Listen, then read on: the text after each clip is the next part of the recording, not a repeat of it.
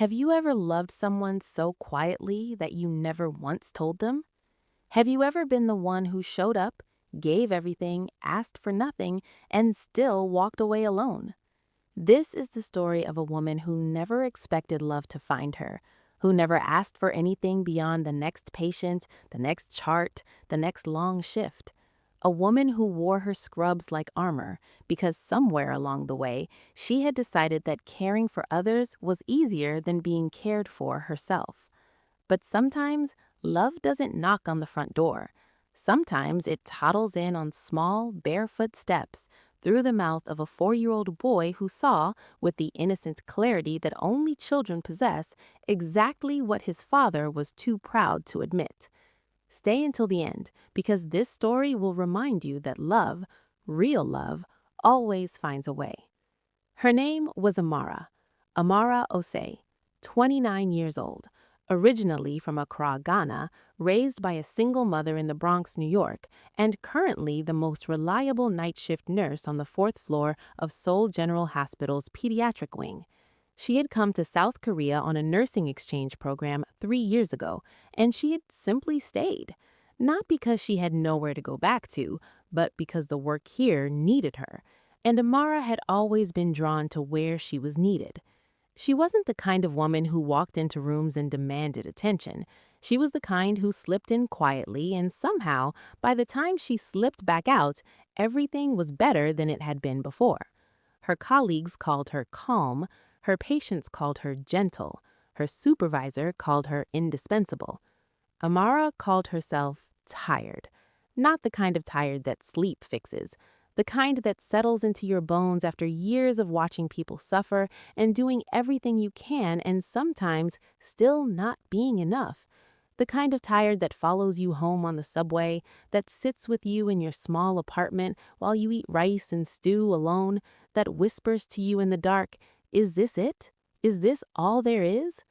She had long stopped listening to that whisper. She had buried it under paperwork and double shifts and the quiet satisfaction of a child's fever breaking, of a mother's relieved sob, of small hands healing under her careful watch. Love, for Amara, was something that happened to other people. She had been in love once, back in New York, a man named David who said she was too devoted to her work, too distant emotionally, too much and not enough all at the same time. He had left. She had not cried as long as she expected to. That, perhaps, was the saddest part. So she poured herself into her work, and on a cold Tuesday in November, she was assigned to a new patient, room 412, Min Jae-won, age 4 years. The boy had a condition that had stumped 2 other hospitals: acute disseminated furunculosis, a rare and aggressive skin infection that caused boils to erupt across the body in clusters, spreading faster than standard antibiotics could contain. In adults, it was painful. In a 4-year-old child, it was devastating. Jae-won's small body was dotted with angry, inflamed welts. His temperature had been spiking for 6 days. He had barely eaten. And sitting beside him every single time Amara walked into that room was his father, Min Sok-jin. Amara had heard the name before she met the man. The nurses whispered it in the break room with wide eyes and hushed voices.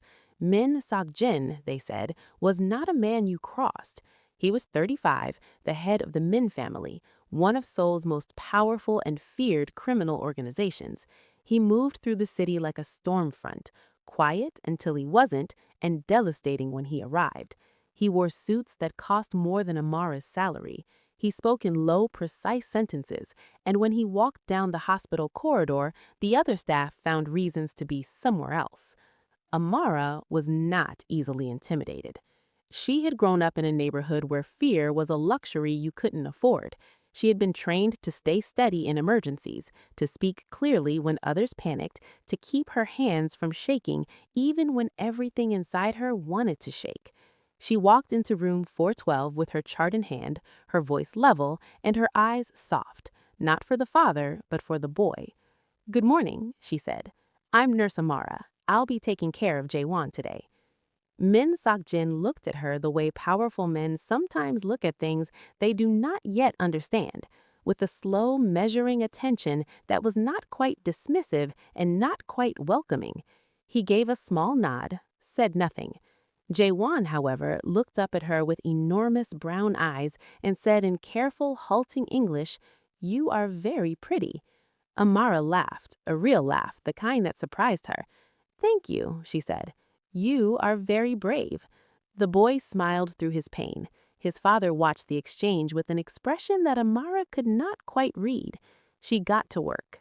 If you're loving this story so far, hit that subscribe button and the bell because you do not want to miss what happens next. And drop a comment. Do you think love can grow in the most unexpected places?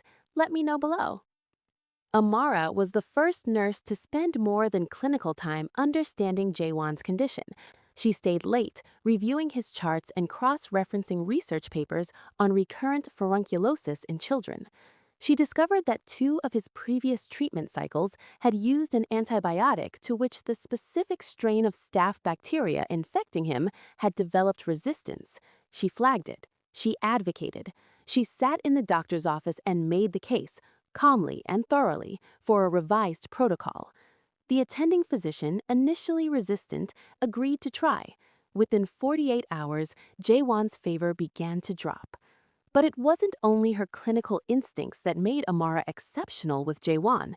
It was the way she talked to him, not above him, not around him, to him. She asked him about his favorite cartoons and remembered the answers. She brought him a small stuffed dinosaur from the hospital gift shop, purchased with her own money because he had mentioned in passing that he liked dinosaurs. She sang softly while she changed his dressings, low, lilting songs from her childhood in Accra, and Jae-won would grow still and close his eyes and his small face would lose its tension. Min Sok-jin noticed all of it. He was there every day, morning and evening, sometimes through the night. The other nurses had quietly confirmed that he never left Seoul General for more than a few hours, that his entire operation, the meetings and phone calls and weight of the empire he had built, was being managed remotely from the chair beside his son's hospital bed. He watched Amara with the kind of attention he usually reserved for threats. Not because he found her threatening, but because he did not know what to do with someone like her. She was not afraid of him. She was not performing. She was simply present, genuinely, completely present with his son.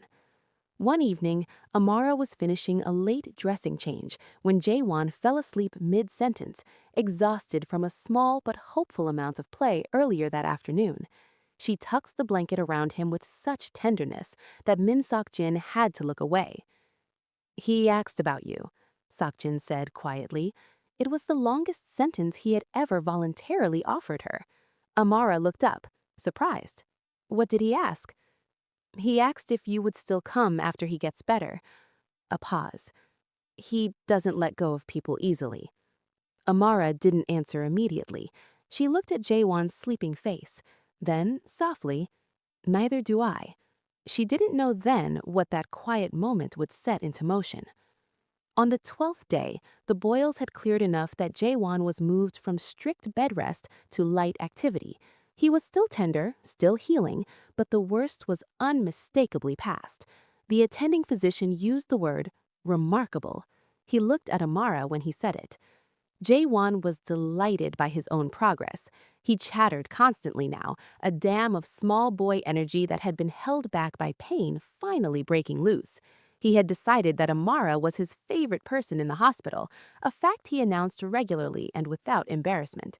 He brought him a small stuffed dinosaur from the hospital gift shop, purchased with her own money because he had mentioned in passing that he liked dinosaurs. She sang softly while she changed his dressings, low, lilting songs from her childhood in Accra, and Jae-won would grow still and close his eyes and his small face would lose its tension. On the 14th day, a clear-skied afternoon with pale winter sunlight coming through the hospital windows, Jae-won looked at his father, then at Amara, then back at his father, with the grave, deliberate expression of a child who has arrived at a very serious conclusion. "Appa," Min Sok-jin looked up from his phone. "Yes?" "You should marry Amara Nurse." The room went absolutely still. Amara froze mid-motion, her hand hovering over Jae-won's chart. The pen she was holding slipped slightly. She recovered quickly. Years of professional composure did not abandon her. But there was no hiding the warmth that climbed her neck and settled in her cheeks. The attending physician, initially resistant, agreed to try. Within his own, he set it down very carefully. Jae-won, the boy continued, with the devastating certainty of a child who does not know he is being devastating. You're always alone, and Amara is always alone, and she makes everything better. She made me better, and you like her, I can tell. Amara made a sound that was caught somewhere between a laugh and a breath. She busied herself with the chart. You are right. You know that, Sok-jin said carefully. Why not? Jae-won asked, perfectly reasonably. Then, turning to Amara with complete sincerity, do you like my appa? The silence stretched. Amara looked at the boy. She could feel Sok-jin's gaze on the side of her face like heat. She chose her words the way she chose everything, carefully and honestly. Your appa is a very good father. That makes anyone easy to like. Jae-won seemed to find this answer satisfactory. He nodded with great solemnity and returned to his dinosaur drawing, apparently having settled the matter. Sok-jin said nothing for a long, long moment. Then, so quietly, Amara almost missed it. You're right. You know that. She didn't look up from the chart, but her pen stopped moving. Comment right now, Team Amara, if you want these two to be together. The story is just getting to the best part, and I promise you are not ready for what comes next. That night, after Jae-won had fallen asleep, Amara was charting at the nurse's station when she heard footsteps, deliberate, unhurried, stop beside her. She looked up. Sok-jin stood with his hands in his coat pockets, his expression as composed as always, but something in his eyes was different, less armored, or perhaps she had simply gotten better at reading him. Would you walk with me? He asked. Just to the end of the corridor. Jae-won is sleeping. Amara should have said no. There were reasons. Professional distance, common sense, the very reasonable fear of a man whose world was nothing like hers. She said yes. They walked the length of the corridor in silence, past the soft beeping of monitors and the muted light of the nurse's station, until they reached the wide window at the end that looked out over Seoul's glittering nighttime skyline. I owe you more than I can say, Sok-jin began. You don't owe me anything, Amara said. It's my job. No, his voice was quiet but certain. The other nurses did their jobs. You did something else. You saw him, not the chart, not the son of Min Suk-jin. You saw Jae-won, a frightened, hurting little boy. A pause. I don't think you know how rare that is. Amara was quiet. Outside, the city blazed and pulsed, oblivious and relentless. He lost his mother, Sok-jin said. It came out like something he had been holding for a very long time. 3 years ago, she chose to leave, both of us. And Jae-won has had good care since then. I have made sure of that. But he has not had warmth, not real warmth, not the kind that is freely given. Amara turned to look at him. In the glow from the window, she could see the weight of it. 3 years of carrying a grieving child and his own grief, and the guilt of a man who blames himself for things he could not control. And you, she asked softly, have you had warmth? He looked at her steadily. I stopped believing I deserved it. The words fell between them and neither of them picked them up for a long moment. Then Amara said, quietly, truthfully, because she had never been good at pretending, I stopped believing someone like me would ever be chosen. It was not a confession of love. It was something rawer than that. It was 2 people standing at a window in a hospital at night, admitting the things they had been carrying alone. Sok-jin looked at her for a long moment. Then, my son chose you, the first day, didn't he? Amara thought of the small boy with the enormous eyes who had told her she was pretty from a bed of pain. She felt something move in her chest. He did, she said.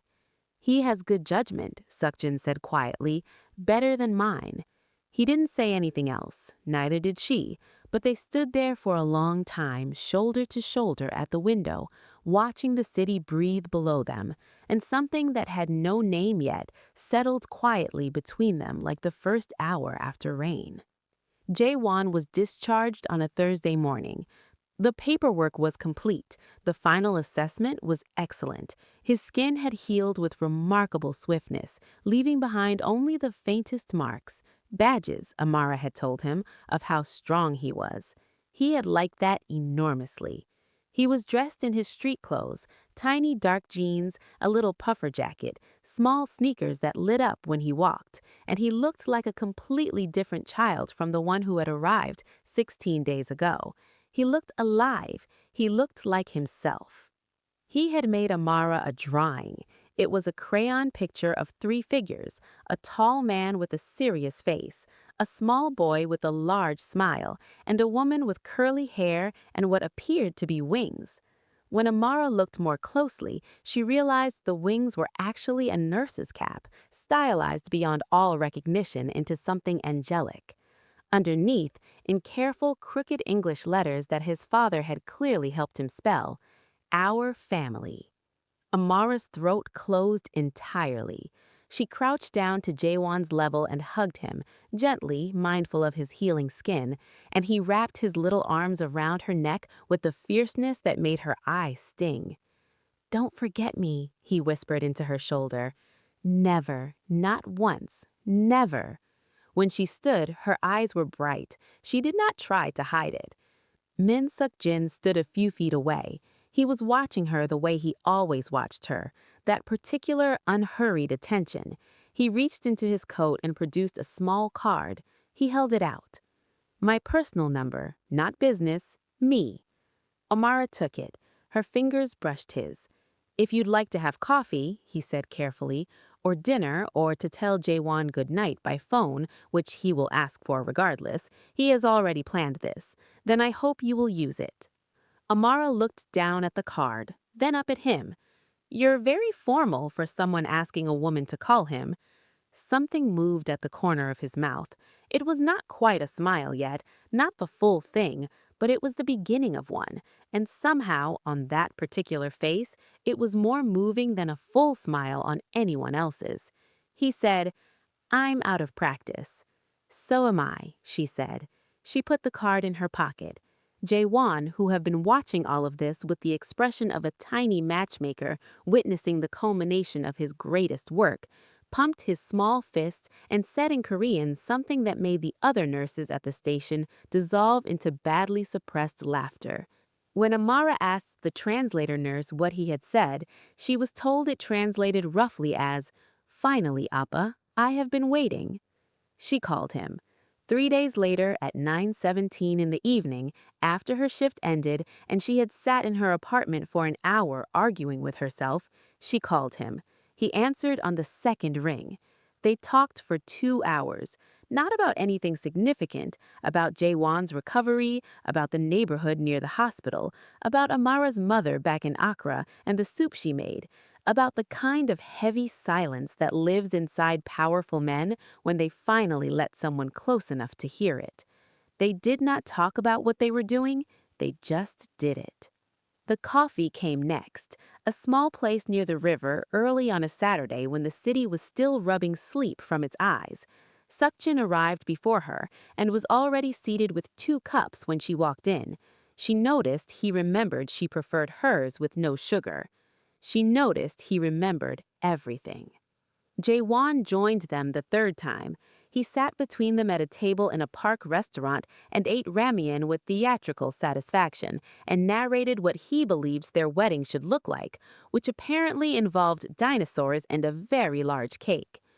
"We haven't even been on a proper date," Amara told him, laughing. "This is a date," Jae-won said, gesturing broadly at the restaurant, the park, and his own face. "I am helping." Suk-jin, across the table, was looking at Amara with an expression that made her heart do something she hadn't given it permission to do. "He's not wrong," he said quietly. They grew slowly. Neither of them was built for fast. Amara had learned to be careful with her heart. Seokjin had built walls so thick that taking them down required patience and intention, brick by brick. But they kept showing up for coffee, for phone calls, for Jae-won's school events that Seokjin quietly arranged for Amara to also attend, for evenings when the boy was asleep and they sat in the kitchen of Seokjin's apartment, enormous, spare, beautiful, and somehow very lonely until Amara started filling it with the smell of soup she brought in containers from her place and talked in low voices about everything and nothing. She never forgot who he was. She never pretended his world was simple. On the contrary, it was precisely because she didn't flinch from it that he began to trust her with it. She asked hard questions and listened to the answers. She did not try to save him from himself. She sat with him in the complexity of it and let him know that the complexity did not scare her away. That, for Min Seok-jin, was more than he had ever hoped for. 4 months after Jae-won's discharge, on a quiet Friday evening, Seok-jin cooked dinner. This was notable because, as Amara had discovered over the preceding months, Min Seok-jin, who could command a room full of dangerous men with a look, was genuinely, endearingly terrible at cooking. He had clearly tried very hard. The kitchen showed evidence of significant effort and at least one disaster involving what appeared to have been an ambitious sauce. The table was set properly. There were candles, which Jae-won had insisted on and then been put to bed early despite his protests. They ate together, just the two of them, for the first time. The food was imperfect and completely sincere, and Amara ate every bite. Afterward, they stood at the large window, again, always the window, as if their significant conversations required a view of the city, and Seoul shimmered below them in 10,000 lights. "I want to say something," Seokjin said, "and I need you to let me finish it before you say anything." Amara turned to face him. "Okay." He was quiet for a moment. He had prepared this, she could tell. He was not a man who said important things carelessly. "When Jae-won was sick," he began, "I was more afraid than I have been of anything in my life. More afraid than anything that has ever come at me in business or otherwise. He is everything. He is the only thing I have done that I am certain is good." His voice was very even, but his hands, Amara noticed, were very still. The stillness of a man keeping himself together. "And then you walked into that room, and you looked at him like he mattered. Not like a case, not like a complication, like a child who deserved to be seen. And I watched you every day, and I thought, this woman is extraordinary. This woman is something I do not deserve, and I'm not sure I am capable of being worthy of." Amara's throat was very tight. "I am not an easy person. My life is not simple. I have made choices I cannot unmake. I come with complications that most people would be sensible to run from." A pause. "But I am also a man who, if he is given something real, something that does not require him to pretend, will protect it with everything he has." He turned to look at her fully. "You are real, Amara, the realest thing that has come into my life in a very long time, and Jae-won loves you, and I—" A breath. "I am asking you, not because my son told me to, though he will absolutely take credit. I am asking you because you are the woman I want to be better for." He did not drop to one knee, not yet. This was not that question, not exactly. This was the question before that question, the real one, the harder one. "Will you stay? Not for a shift, not for coffee. Will you stay, Amara? For us?" The city blazed below them. Amara looked at him, this complicated, guarded, devastatingly sincere man, and thought about the girl in the Bronx who had decided love was for other people, thought about David and the quiet apartment, and all the years she had spent being enough for everyone else and not asking for enough for herself. She thought about a small boy with enormous brown eyes who had looked at her on his first day of pain and said, "You are very pretty." She thought about the drawing, Our Family. She said, quietly, "I already stayed. I've been staying. I was just waiting for you to ask." Something broke open in Suk-jin's expression, something that had been held behind that composed, careful face for months. He stepped forward. He cupped her face in his hands, those large, careful hands, and he pressed his forehead to hers. "Thank you," he said. It was barely a whisper. "Don't thank me. Just don't waste it." He kissed her then, in the glow of 10,000 city lights, and somewhere down the hall, a 4-year-old boy with very good ears and absolutely no shame whatsoever let out a whoop of triumph loud enough to shake the window. Love, when it comes to those who have stopped expecting it, arrives like the first real day of spring after a very long winter. Not all at once, not with fanfare, but in small, accumulating warmths. A cup of coffee the right temperature, a hand in yours on a difficult day, a child's sleepy voice asking you to sing the song from Accra one more time. Amara Osei learned that choosing yourself did not mean choosing alone, that being seen by someone who truly looked was not weakness, it was the bravest thing you could allow. Min Suk-jin learned that the walls he had built to stay safe had also kept out every good thing, and that coming down from them, brick by terrifying brick, in the presence of a woman who had never once asked him to pretend, was not surrender. It was the first free breath he had taken in years. And Jae-won Min, 4 years old, recently recovered from a formidable illness, fully convinced of his own romantic genius, grew up knowing something that some people never learn at all. He grew up knowing that love is not a force that overwhelms you. It is a choice, made every day in small rooms with steady hands by people who decide again and again that the person across from them is worth staying for. He decided that at 4 years old from a hospital bed, about a nurse who sang him songs he didn't understand and brought him a dinosaur and made his skin stop hurting and made his father's eyes softer than he had ever seen them. He was right. He usually was.